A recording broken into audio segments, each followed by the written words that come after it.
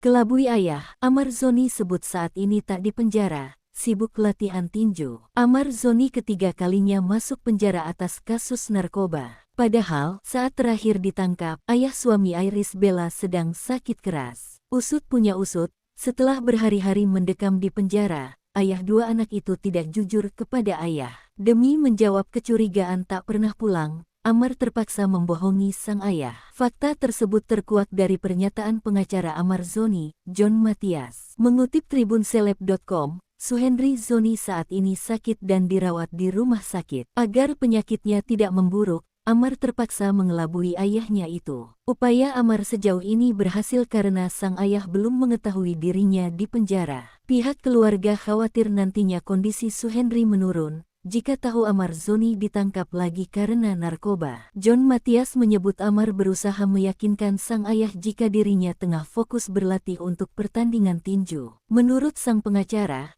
suami Iris Bella itu merupakan anak kesayangan ayahnya.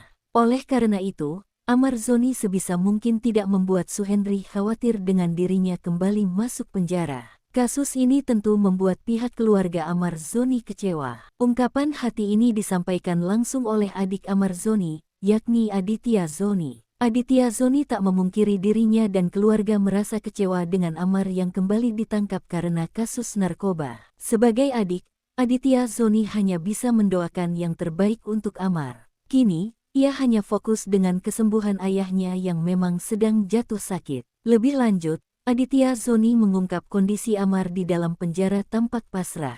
Amar Zoni bahkan terlihat tidak banyak mengeluh.